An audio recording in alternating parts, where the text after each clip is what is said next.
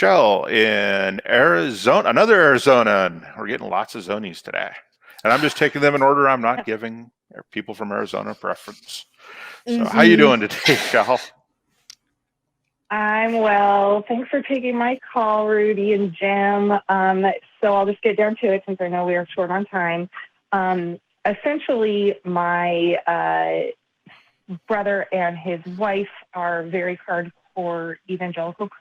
They're going to homeschool their children. They're leaving California because they don't want their children exposed to, all this recent LGBTQA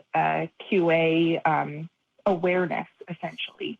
And my concern is, so number one, I'm an atheist.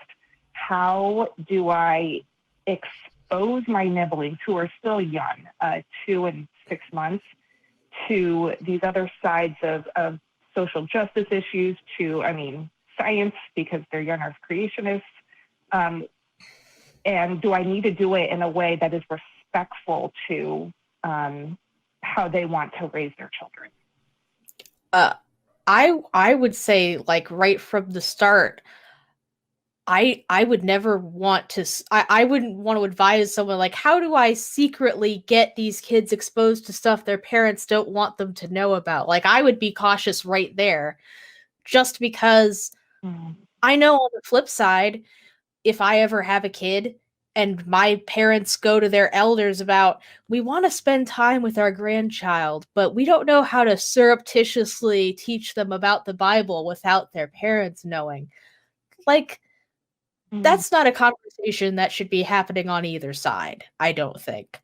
If that's, it's not like these kids are actually, in fact, not going to know that gay people exist.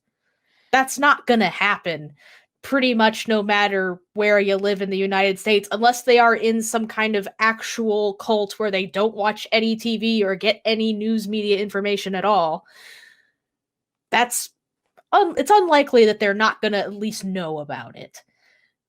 But I think ultimately, it's just important to realize that despite your best intentions, it's not your responsibility to expose them to those things, to choose what they as kids are exposed to.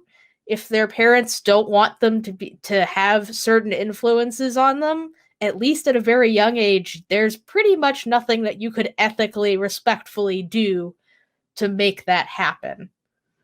I guess that would be my first thing to say. Yeah. And I would say, coming from the more impish and problem-causing point of view, is you could just buy them, science-related and education-related toys and games and other stuff like that is age-appropriate. But if you wanted to, but you wouldn't keep the relationship that way, right? And if you want to keep the relationship, then you need to do it with their permission. So buy the most sciencey toys you can for them, and books and other things to keep them stimulated and curious, but with their parents' permission, with their parents' help in selecting those, so that you're not completely alienating them, right? Because it sounds like you don't want to alienate them. And so going out and buying them 101, science projects is probably not going to be good. But trying to encourage curiosity and exploration in scientific thought is probably the most you're going to be able to do without directly contravening their parental rights or pissing off the parents, right? And your brother and sister-in-law in particular. So I think you can do it. You can do it and be careful. There are places that you can go. There's it's not the Butterfly Museum, but there's a place where there's live butterflies and science exhibits and things like that. That kind of thing would be seen as, is pretty neutral because it's just butterflies. Oh, yeah. A day trip to the Children's Science Museum? That sounds awesome. Yeah. But again, do it with their parents' permission, and just don't get a reputation for everything you do trying to undermine your brother and sister or sister-in-law. Sure. Yeah, those are really good points. You've got the angel and devil on your shoulders. Exactly. And on that note, I have actually already purchased them more, well, age appropriate sciencey books like Quantum Physics for Babies type thing. And which, you know, Yeah. I have strong faith. We've got good stock in our family, you know. I'm sure they'll absorb it.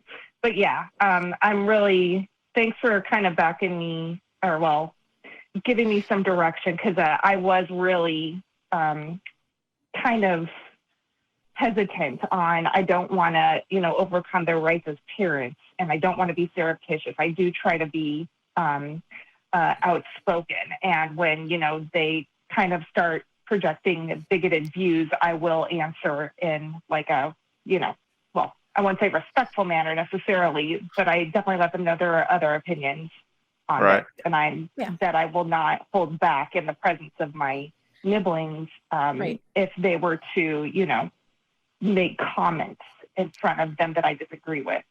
So, but yeah, I just felt guilty, like I was maybe doing a disservice to my nibblings, that, you know, they're not going to get exposed to these things because I don't want to step on toes. But thank you very much, Rudy and Jim. I got my...